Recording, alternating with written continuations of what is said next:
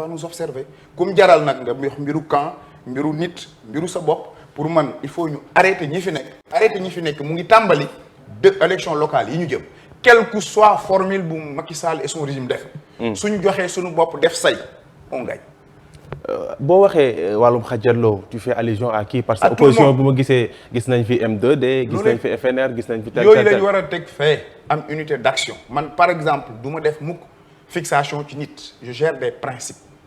ku nekk su beree langam woote ni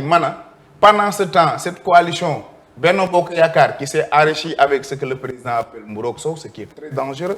kilifa du foog rawatina ci penc il faudrait que Sénégalais yi ñuy savent sanctionner ce qui moralement torpille ni ñuy doxale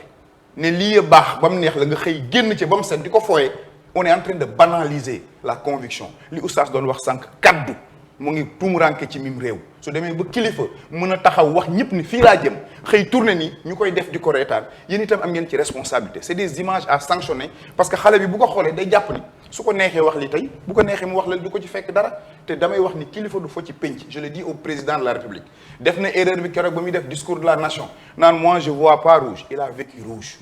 na bàyyi yi muy def yeneen kilifa bu ko ci def moo xam ci opposition nga nekk moo xam ci pouvoir malheureusement nag réew mi on confond deux choses kilifa ak njiit parce que kilifa daa am jikko yu muy làmboo daa am melokaan bu muy am njiit nag circonstance moo lay am li nga jiite parfois loolu mooy suñu problème et ce problème là il devient tellement récurrent ba day feeñ ba xale yi déggalatuñu kenn parce que ils ont des problèmes de repère parce que li ñu leen waxoon en 10 ans 20 ans nga xëy changer veste bu leen wax le contraire loolooy andi violence bi mooy andi frustration bi mooy andi xale yi beru mooy andi ñi génn gaal gi parce que gëmuñu ñi fi nekk te wóolootuñ ñi bëgg a ñëw donc il y a une crise profonde boo xam dañ ci war a woote ndëpp en termes de valeur politico c'est li may wax nii c'est pas seulement dans la politique c'est une réalité dans la presse c'est une réalité dans le football c'est l'homo sénégalensis qu'il faut repenser avec nos propres valeurs su fekkee bëgg nañ dem ci développement parce que yaa ngi tudd léegi Chine Afrique Chine dafa endossé wu sur ses valeurs ancestrales li mu moom li mu xam li baax ci moom tàmbali développement ñun nag fii ci buzz la ñuy dox ci contrefaçon la ñuy dox ci lu dul dëgg la ñuy wax ku dàq saaga ku dàq xaste ku gën a arrogant la ñuy taalal ay micro il va falloir que nous rectifions pour un Sénégal meilleur ku nekk def sa mea culpa ñu reprendre ça parce que point de développement. li ngay wax nii gis nañ ko ci sa parti koo xam te ne ci sa parti la nekk buzz saaga lu nekk dañ koy dégg si moom donc est-ce que yow est-ce que vous êtes bien placé pour naqaru loolu. et pourquoi pas heureusement est-ce que man la. mais ci sa biir parti moi je défie quiconque en 20 ans de politique ñu génneel ma benn baat bu tegg néew bu ma waxul. sangu day fekk quand même nga. dégle sangu day fekk nga set. kër goo dem ba seen kër gii li may wax ci journaliste am na fi le parfait n'existe dans d'aucune entité parti bi ma bokk su Pape Diop meloon noonu ma ba ko je le dis en direct kër goo dem nag am na jàppal ma dem dans chaque famille am na faru sarax. nan ngeen di dundee ak loolu noonu. seen kër gi bon chacun assume. li leer ba leer mooy la ligne du parti man maa koy dégager en tant que secrétaire national à la communication. ki ñuy jiite muy le président Pape Diop ci jikkoom la ñuy roy di tibb ndax ci jikkoom gis nga ci saaga gis nga ci xaste kër goo dem nag day am ñoo xam ne ni c'est des brebis galeuses il assume entièrement la responsabilité et kër gu mu nekk dañ ko war a seppi sànni politique. lu tax seppeegu leen sànni yéen. tu sais encore une fois man li ma xam rek lay wax dama ne. dama maandu ci képp kuy saaga kuy xaste ku dul wax ju yiw ci politique foo mënta bokk. opposition comme pouvoir ànduma ci moi je ne suis ni pour l'arrogance je ne suis ni pour la violence je ne suis ni pour l'insolence pour man la politique c'est une affaire d'élégance joŋontele ci xel te d'ailleurs au début de la politique c'était une affaire d'aristocratie c'était les miens nantis qu'ils faisaient léegi nag bi politique nekkee parce que may ma terminer foofu la politique c'était pour créer des emplois depuis que la politique est devenue emploi maanaam nit ñi di ko def liggéey ci la jaral ñëpp lépp te warul doon loolu fu waay mënti nekk sama parti sa parti ci presse beeg dans sa insolence arrogance amul place dans un monde civilisé rawatina nag ci politique bi nga xam ne ni jongante ci xel moo war a nekk sunu cëslaay. jongante ji xel googu moom moo taxoon ba ñu daal di taxawal lu ñu juppee dialogue politique bi acteurs yu bëri bokk ci yéen ci ngeen bokkoon waaye dafa mel ni loolu lépp dafa jur lii kese ñu bëri jàpp ne 2 ans yoo xam te nii quand même dañ ko perte 2 ans yoo xam te ni dañ ci repousser ay élections sa lecture par rapport ak li nga xam ne moo ne dialogue politique bi lan la. waaw su fekkee analyse bi c'est une analyse comparative par rapport ak par exemple le dernier code électoral dox bi yéex na surtout par rapport ñoo xam ne nii liñ doon kaas lu bari bi ñu ñëwee dañ ci teg loxo jàpp naa ni honnêtement Sénégal toll na foo xam ni ministre de l'intérieur waratul organiser élection je le pense très sincèrement parce que dafa far ci parti xel moo nangul sax nga nekk parti et juge su fekkee ni ñoom li ñuy wax ni am na que ni président Macky Sall liggéey na lu ko réew mi di joxaatee baat moom ak ay ñoñam na carte yi leer ñu dem à des élections. mais càcc moom mënut a am ci réew mi wala nekkul ne sàcc ngeen di yaakaar c'est que non du question de sàcc li ma gëm man mooy même bu sàcc amee ampleur yi mënul teree gagné ndax li gañaloo Ablaye Wade gañaloo Macky Sall mën na gañale opposition bu am fullote booloo mais dama ni démocratie dox la au fur et à mesure ñuy avancer ñuy améliorer wu parce que yow leer na leen ni li xew présidentiel yi du présidentiel jël Karim Wade teg jël Khalifa Sall pousse éliminer ñoom Pape Diop éliminer andi parrainage pour man loolu du démocratie le président Macky Sall dafa fayir ci lu bari li ko nit ñi doon xaaree du woon pour mu développer du ay chantier de wallahi azim les gens n'ont pas sanctionné Wade pour des chantiers bari na lu ñu doon ji ñu ni problème de liberté lañ doon wax problème de affaire de bëgg a toog nguur bëgg ko jël jox sa doom la ñu doon jiiñe mais tey du question de dafa bëgg toog on parle de troisième mandat on parle des problèmes de liberté de 2012 à nos jours gisoo fenn fu ñuy manifester bëgg a jege assemblée nationale ñu may ñu ko alors que dans une démocratie normale war nañ ko mën a may nit ñi ñu manifester donc code bi daal li mu ci gis man jàppoon naa ni dinañ am organisation boo xam ne ni mooy organiser élection yi ñaareel bi jàppoon naa aussi que ni li ñuy wax cumul bi dinañ ci dimbali parce que dafa am ndëgg sërëxal bu ci am actuellement yow mun nga nekk li ma dégg tête de liste département nekk tête de liste commune alors que bu ñu la falee département fal la commune tu es obligé nga démissionner ci benn bi te li ñu doon wut li tax ñu andi woon suffrage universel bi mooy fexe ba yéenay askan wi ñu bañ ko dévouer malheureusement amul en tout cas daal tout ça pour ça mais nag fi ma koy teg rek man je suis quelqu'un très d'optimiste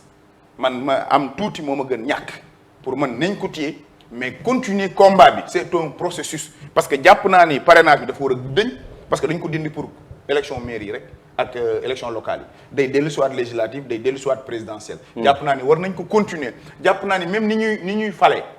il va falloir qu'on essaye d'élire des députés des localités et non pas des députés de parti parce que falin bi ni muy demee très souvent mooy tax muy biaisé wu au niveau de l'Assemblée nationale yooyu yëpp ay waxtaan la yooyu yëpp c'est des débats qu'il faut déclencher pour ñu waxtaan li ma gëm mooy politique am na rapport de force mais ci table lay mujjëw man loolu laa gëm c'est ma conviction personnelle. Est-ce que lii yëpp nekkul na yéen a ko teg seen bopp bi ngeen accepté dem ci dialogue bi ba pare am ay points yi nga xam te ni d'accord leen ci waaye ngeen ne buñ paree nag ki nga xam te moom moo nekk le président de la République moo nekk arbitre bi nekk candidat ba pare wala nekk homme politique ba pare di quand même arbitrer ci loolu. foofu itam je reproche ça à l'opposition da nga gis nga li nga doon da nga koy mat. li ma d'accord dama naan la d'accord ma ci taxaw ci li ñu d'accord muy consensus nañ ko jébbal président li ñu d'accord moi je donne toujours des propositions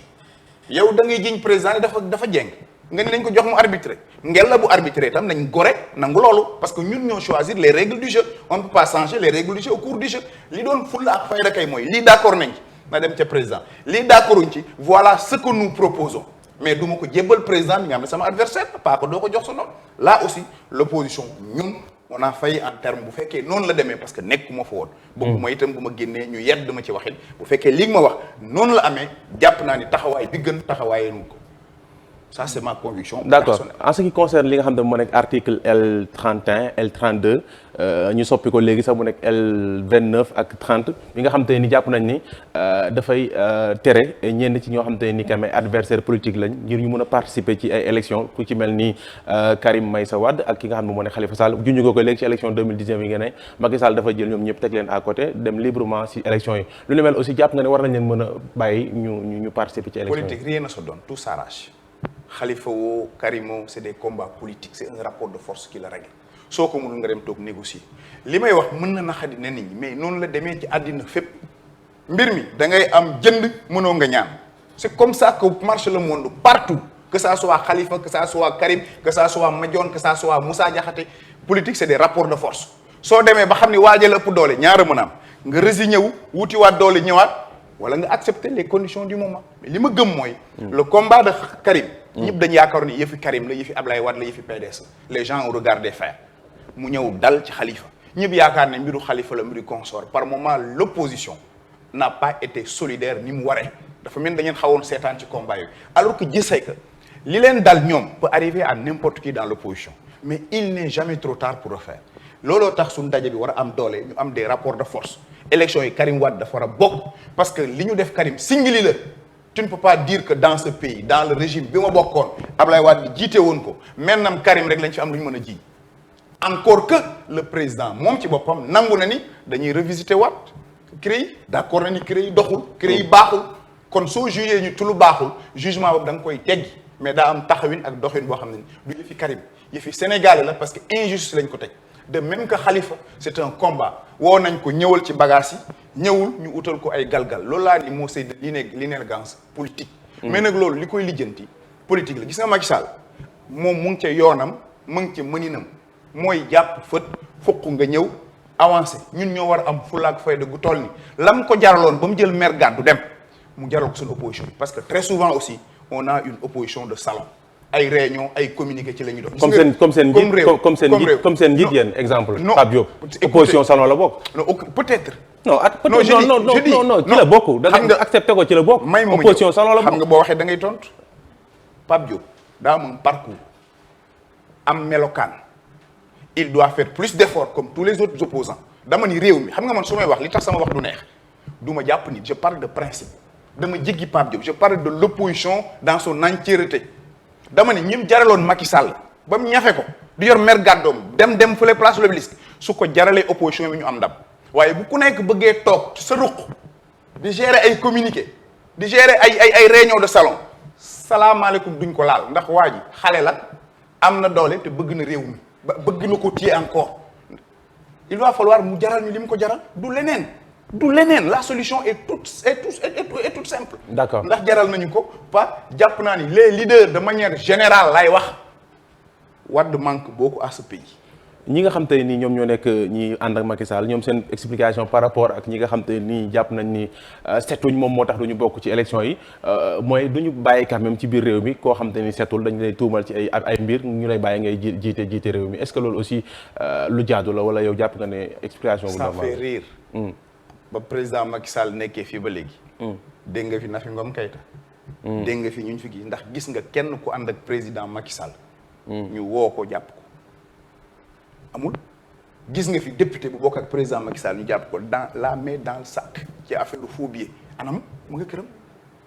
gis nga yu mel noonu. mooy andi frustration yu mag moo tax bu ñuy wax ci mbiru leer ak ñàkk leer. dégg nga fi député bu toog di wax mook benn ministre dañ daan ay dóor. on en a entendu ñoom le président Sall dañ ko doon xaar sur les valeurs parce que ñun waxuñ ko ñoom ñoo ñu ko dig waxuñ fi gestion sobre et vertueuse.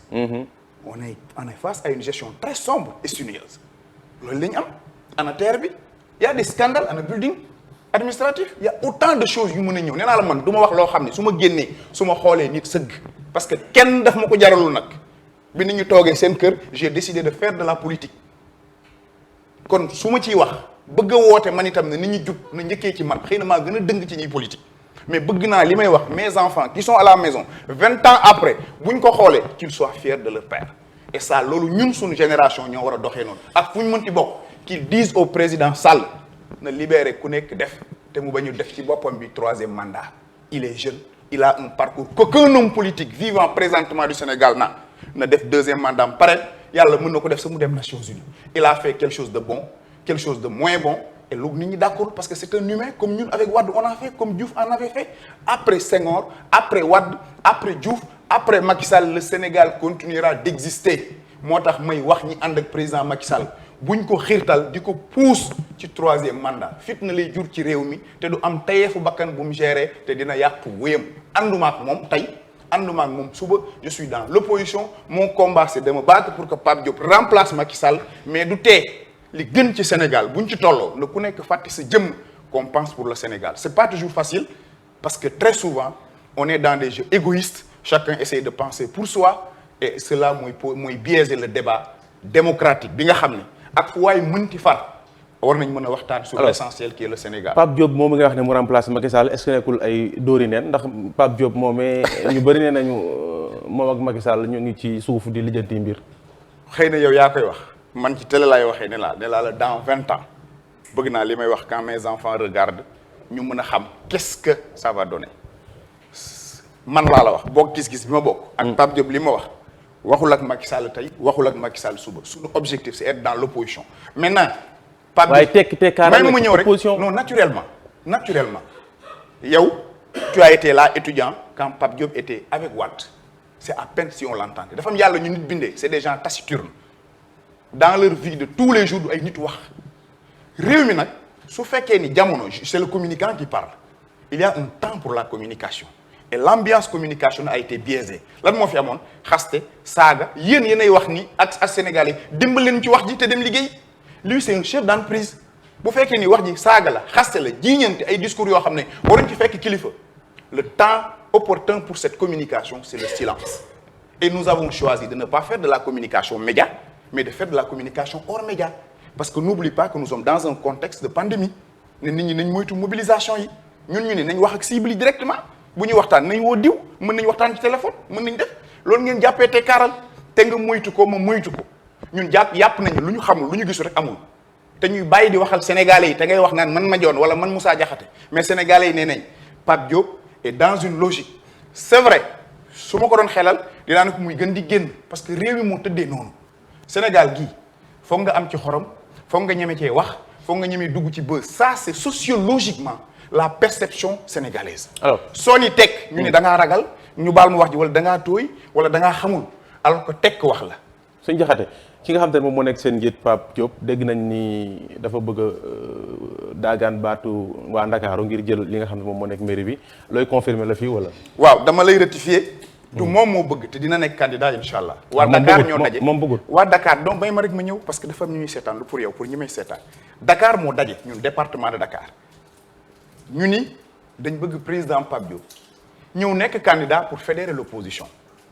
dañ nekk ci benn cohérence dañu gëm ni. xamante ne day waaye gi pour jël mairie bi. loolu nattukaay rek ku mën a xam ak fu njort sama njort mën naa uteeg sa bos ba ma mayee ma yeggali ma ni dañu gëm ni pour être cohérent avec nous-mêmes ñun ñoo ni opposition bi dafa war a booloo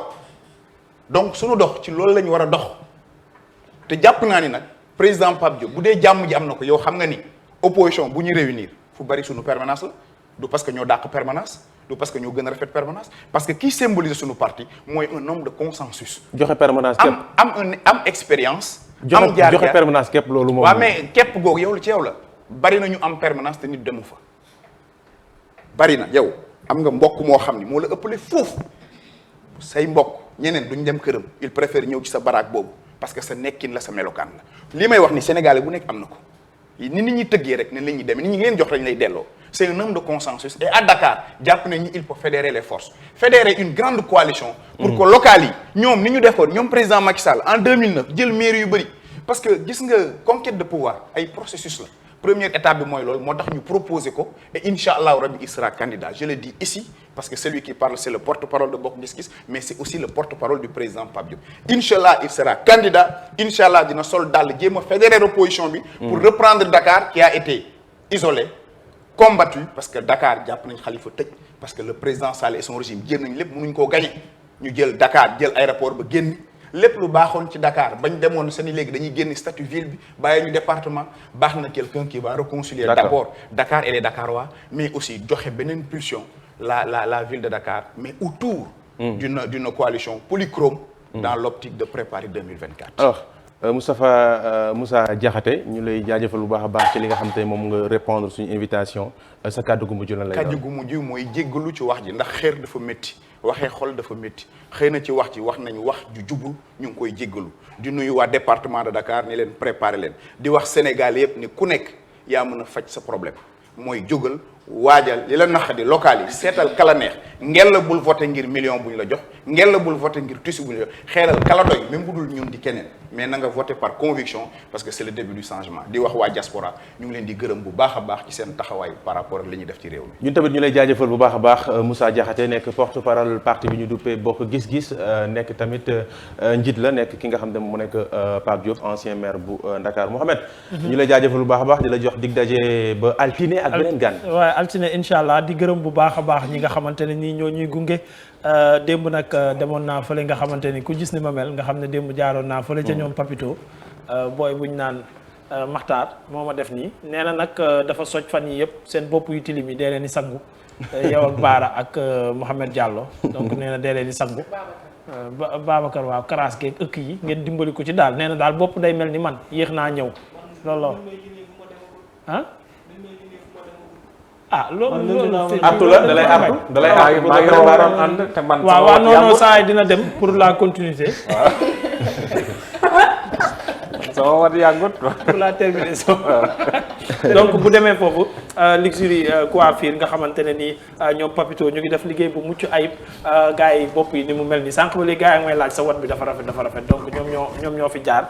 di leen jaajëfal bu baax a baax mu ngi ci 77 257 27 28 merci beaucoup gis ngeen ak sikkin bi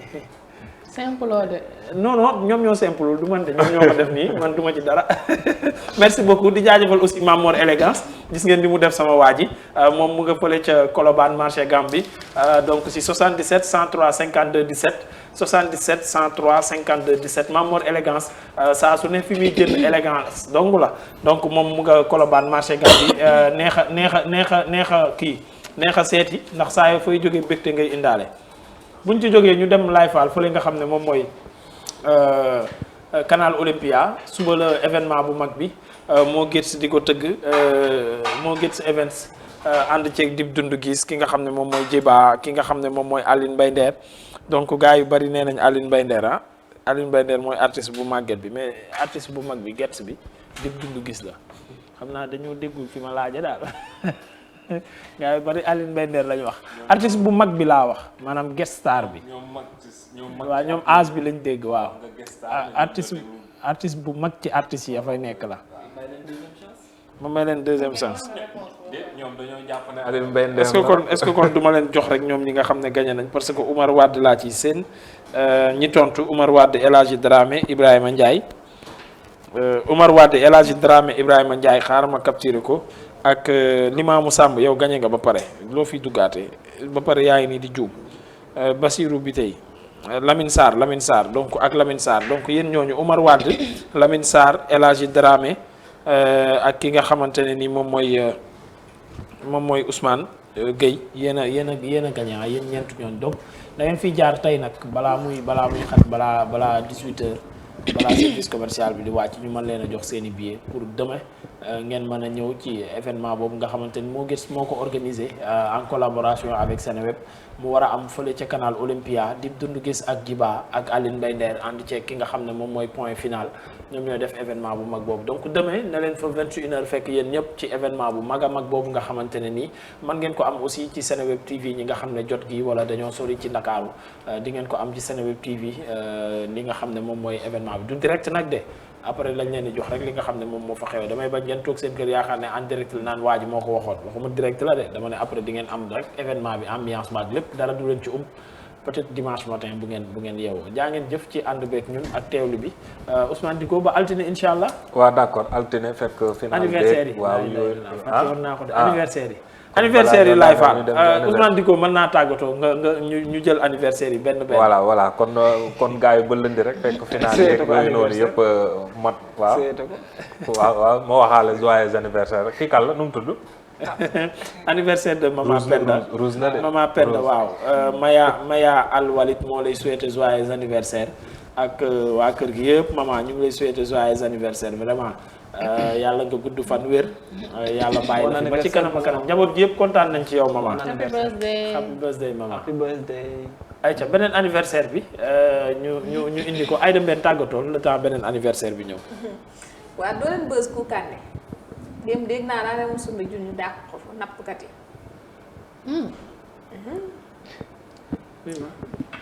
Ahmed bësal loolu.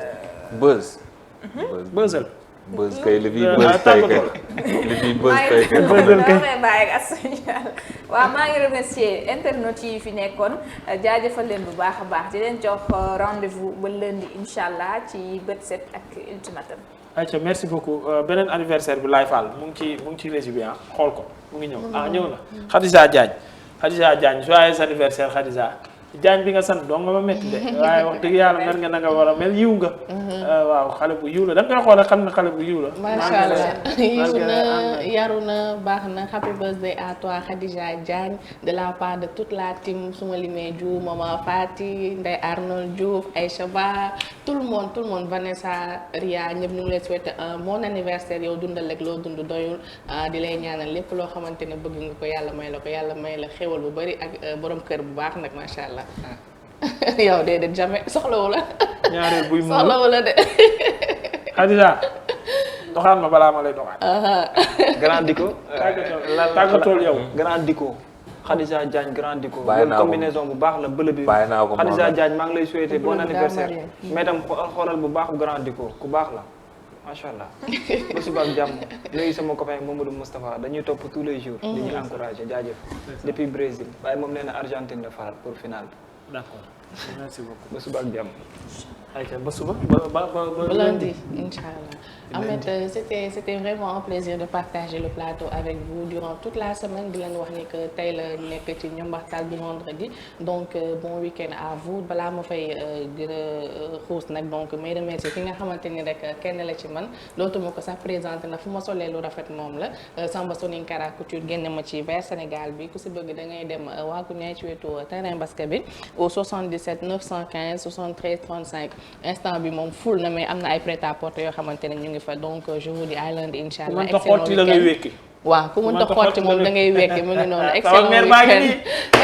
kañ laay tàggatoo bàyyil mère bi ñëw ah déedéet kenn ma dog excellent week-end à vous su ma day am doomu jaan mu màtt ma sama mère baa ngi Juma kii mubarak. newoon naa ko dinaa la wërale àdduna ñëwal jox ñu son rek mu wadd ma ne ko yaay dem namoon nga spectacle amuñu son de ëpp na nga sañ sa nii loo foo ko teg dam pourtant oyofal rek nag dama ubbi batan ba rek mu wadd ma ne ko yaay dem namoon nga spectacle ëpp na nga sañ sa nii loo foo ko teg dam pourtant oyofal rek nag dama ubbi batan ba rek mu wadd ma ne ko yaay dem namoon nga spectacle ëpp na nga sañ sa nii loo foo ko teg dam pourtant oyofal rek nag dama ubbi batan ba rek mu wadd ma ne ko yaay dem namoon nga kon weer bi dama ko bëgg macha allah pourtant sañse bi daa rafet nag. sañse bi daa rafet. non sañse bi dafa rafet man lii damay seetaan vidéo bi ba si yàgg rek gis affaire bi mais lii dama ko bàyyi mu dem. foog nga dagg non yaay booy li nga sañse gis nga ko tontu bi moo elek yaay booy li nga sañse gis nga mu wagasu. ne ko ah comme yaa ko doon laaj noonu. man te damaa oyofal rek dama tijji bataan bi rek mu wadd. Zeyna la ma ne ko yaay dem dama tijji bataan bi daal mu wadd ma ne ko yaay dem. dama ko simple daal kon bataan bee fees. waaw am na ko commentaire ne ko mère ko bëri nga yére kon. ayca merci beaucoup di jaajëfal ñëpp ñi ñu doon suivre toute la semaine ànd ak ñun ci bët set di leen jox rendez-vous demain ci événement bu mag bi fële ca canal Olympia war cee ànd ak Mo Gates Events ak toute l'équipe Seneweb yi nga xam ne ñoo ko war a couvrir di jaajëfal képp koo xamante ne nii yaa ngi àndoon ak ñun